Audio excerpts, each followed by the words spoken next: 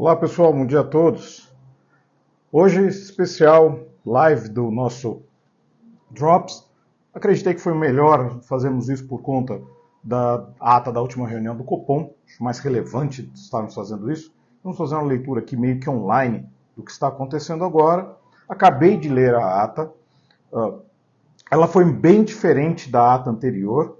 Aliás, quando olharmos a ata comparada, elas são diametralmente opostas, elas têm bastante coisa diferente uma da outra.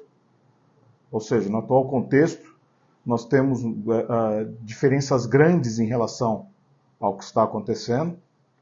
Só um segundinho, que eu acho que a gente está... Mas acho que, fundamentalmente, a diferença entre a ata do que nós observamos, a dúvida grande ficava no seguinte: a expectativa dos investidores é de que pudesse haver uma divisão em relação às opiniões do Copom, principalmente em relação ao trato da questão fiscal. Não é necessariamente o que acontece quando nós observamos a ata. A ata colocou aqui, vamos observar aqui, falar um pouco ali da divisão. Eu olhei o fiscal não houve diferença de discussão. Quando se fala da decisão de juros, nós vemos que a turma do 25, vamos lá, se vocês tiverem a ata aí, se quiserem olhar juntos, nós estamos na página 5, item 17 da ata. Ali diz: após análise do cenário, a maioria do comitê avaliou que era apropriado reduzir a taxa Selic em 0,25% ao ano. Foi a decisão. Consideraram que, para tanto, o cenário esperado não se confirmou em função da desancoragem adicional das expectativas, da elevação das projeções de inflação do cenário internacional mais adverso e da atividade econômica mais dinâmica do que esperado. Sim, boa parte dos indicadores de atividade econômica vieram mais fortes. Isso é muito relevante, nós nos observamos agora. Das projeções de inflação internacional... Para tais membros, o Forward Guidance indicado na reunião anterior sempre foi condicional, ou seja, data-driven, ou seja, seguia conforme dados. Ele ia seguir o escopo, digamos assim, deste último ponto específico, eram os dados. Ou seja, não, obviamente dependia muito mais de como os dados estavam se comportando do que efetivamente um Forward Guidance. Já o pessoal dos 50 acreditou que eles deveriam ter mantido o guidance, porque não ficou tão claro para eles que a mudança, essa movimentação, a mudança do guidance poderia de alguma maneira ser... Como é que eu vou explicar? Eles entenderam que o guidance era claro o suficiente e que podia ter sido mantido. Eu acredito que esse seja o ponto fulcral que nós estamos observando agora em relação a essa movimentação do Copom. Então, dentro desse aspecto, eu acredito que essa divisão ficou em relação à discussão do guidance e não em relação à discussão da questão fiscal, que era o que preocupou boa parte do mercado. Então, se a preocupação ficou focada nisso, nessa questão do guidance, então vamos ver mais um pouco. Para tais membros, Forward Guidance indicado era data-driven, ou seja, sempre foi condicional e houve alteração do cenário em relação ao que se esperava.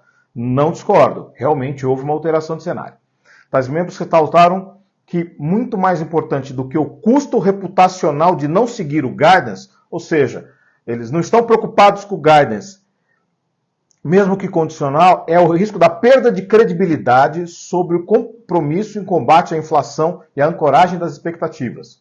Ou seja, a preocupação do grupo que, entre aspas, venceu é de que o guidance pudesse ter sido observado de maneira errada caso eles não cortassem de maneira menos expressiva os juros, dado as mudanças de cenário. Piora na inflação internacional, piora na percepção de juros nos Estados Unidos, e atividade econômica mais aquecida aqui, o mercado de trabalho mais aquecido. Nós tivemos indicadores industriais, varejo, esse tipo de coisa aqui no Brasil, que sustentariam, entre aspas, este contexto de um Copom mais conservador. À luz do que foi analisado, tais membros consideraram a redução de 25. Beleza. Aí vem o pessoal dos 50. Os que votaram por 50 compartilharam a percepção de aumento das incertezas internas e externas, ou seja, eles também entenderam que havia uma quantidade de incertezas. Compartilha ainda do firme compromisso com o objetivo fundamental de reancoragem das expectativas. Isso porque, obviamente, nós vimos no foco das mudanças de expectativas, nós vamos falar isso semana que vem, nós vamos falar bastante do foco na semana que vem no Mercado em Pauta, eu, Piotr e eu. E aí ele fala, o debate proposto por tais membros foi sobre o custo de oportunidade de não seguir o guidance vis-à-vis a mudança de cenário no período. Como debates ocorridos em outras reuniões, tais membros discutiram que se o cenário prospectivo divergiu significativamente daquele que esperava, a ponto de valer o custo reputacional de não seguir o guidance, o que poderia levar a uma redução do poder das comunicações formais do comitê. Para tais membros, julgou-se apropriado como tal, em reuniões anteriores, seguir o guidance, mas reafirmando o firme compromisso com a meta, com a requerida taxa de juros terminal, para que o objetivo princípio do comitê de convergência de inflação para a meta seja alcançado. Ressaltar-se, a extração da tendência subjacente dinâmica da inflação em um ambiente incerto é difícil, mas não deveria de forma alguma ser confundida com a leniência em relação aos indicadores robustos do período, em particular as expectativas de inflação. Robustecendo a análise, notaram que as projeções de inflação eram mais afetadas pela determinação da taxa de juros terminal do que a redução de 0,5 ponto percentual, que ainda manteria a política suficientemente contracionista. Por fim, tal grupo enfatizou a necessidade de flexibilidade das decisões nas reuniões a partir de junho, o que permitiria, à luz do conjunto de informações, calibrar a trajetória do instrumento. Na verdade, o que eles quiseram dizer nesse último guidance? Olha, a gente podia ter cortado, mais 50, não feriria, dentro do escopo da política monetária, a nossa expectativa em relação a uma condução crível da política monetária. Não afetaria de maneira nenhuma. Ou seja, ainda assim seria de alguma maneira algo que não teria problema na reputação do Banco Central. Observando dessa maneira, essa divisão ela foi uma divisão muito menos ideológica e mais técnica. Ou seja, aparentemente um grupo dizia o seguinte, olha, realmente mudou o cenário, realmente os desafios estão relativamente maiores, mas nós acreditamos que, como nós indicamos anteriormente, um corte de 50, não teria por que mudarmos isso agora. O importante, de repente, seria mantermos o corte de 50 e depois, data-driven, nós poderíamos mudar e, de repente, para um corte menor, ou seja, calibrar conforme a política monetária. E o grupo original disse não, o cenário mudou o suficiente, as expectativas se alteraram o suficiente para que deixássemos o guidance de lado. E o Ford Guidance, na boa, a gente sabe muito bem que Ford Guidance é um problema. Mas eles disseram o seguinte, mas o Ford Guidance, ele mudou o suficiente para que pudéssemos mudar de opinião, especialmente tendo o controle de inflação como foco. Bom, se formos por este aspecto, eu me preocupo menos. Aí eu posso dizer para vocês, eu me preocupo menos, porque se esse foi o aspecto de divergência dentro do Copom, aquela preocupação de que a ala do governo votou por um corte maior e são menos fiscalistas, e aí vamos falar do fiscal. Só observando aqui, a questão do fiscal ficou bem nítida aqui em diversos pontos. E eu, como citei, eu acredito que se mantido esse guidance de atenção à questão fiscal, eu me despreocupo em relação à questão... eles falam do fiscal dos Estados Unidos, que também está preocupante. O fiscal dos Estados Unidos está bem preocupante.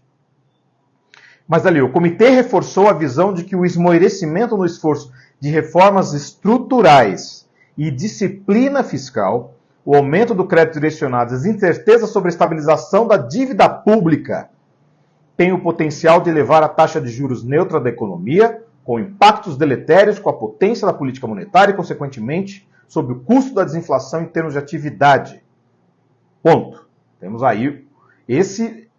E o comitê acompanhou, eu estou falando agora do 8 e 9, tá? Parágrafo 8 e 9, pessoal. O comitê acompanhou com atenção os desenvolvimentos recentes da política fiscal e seus impactos, com a política monetária. O comitê reafirma que uma política fiscal crível e comprometida com a sustentabilidade da dívida contribui para a ancoragem das expectativas de inflação e para a redução dos prêmios de risco dos ativos financeiros, consequentemente impactando a política monetária.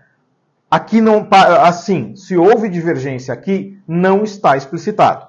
Não havendo explicitação aqui, acredito que estamos relativamente bem. Ainda que projeções de resultado primário e de trajetória da dívida não tenham se alterado significativamente, observou-se no período um aumento dos prêmios de risco e uma percepção da piora da situação fiscal, de acordo com os agentes que respondem o questionário pré-Copom. Aí é o ponto. É a percepção dos investidores, a percepção do mercado foi afetada por conta da questão da questão fiscal. Ou seja, faz sentido. Faz todo sentido. Então, nesse sentido aqui, observando vamos dizer assim, a maneira como o Banco Central se expressou nesse momento, pelo menos, de novo, no comunicado não está explicitando uma diferença em relação à questão fiscal. No comunicado, na ata, eles estão dizendo que ali foi uma percepção do conjunto da autoridade monetária. Se for nesse sentido, então há um cenário fiscalista ainda dominando o Copom.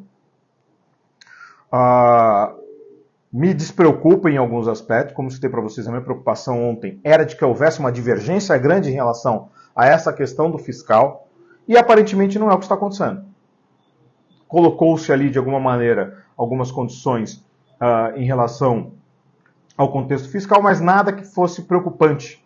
Então, assim, eu acredito que se mantiver essa leitura por parte do mercado, vejo que pode haver um alívio depois das pressões que nós observamos recentemente pós-Copom. Falando mais um pouco aqui só da questão fiscal, aí eles colocam o seguinte: o comitê debateu como possíveis motivos para as recentes desancoragens das expectativas de inflação, tendo elencado os principais fatores, uma piora do cenário externo, sim, o Fed ainda demorando para cortar juros e o contexto internacional de inflação mais resiliente. Temos o PPI daqui a pouco, então vamos ficar atentos. Os recentes anúncios da política fiscal, olha aí o fiscal sendo falado de novo. A percepção dos agentes econômicos acerca da atividade da autoridade, do compromisso da autoridade monetária com o atingimento da meta ao longo dos anos. Ou seja, os 3 pontos que o Banco Central colocou é a piora do cenário externo, a piora do fiscal e a piora da percepção dos agentes econômicos. Então, para responder à piora da percepção dos agentes econômicos, o Banco Central decidiu dizer o seguinte: então beleza, então eu estou dando um freio aqui no corte de juros, não dá para ter uma política mais frouxa de juros, porque vocês, mercado financeiro, tiveram uma piora da percepção desse contexto e o nosso papel como Banco Central ficou em manter a percepção inalterada, ou seja, de como a autoridade monetária, do papel da autoridade monetária neste contexto.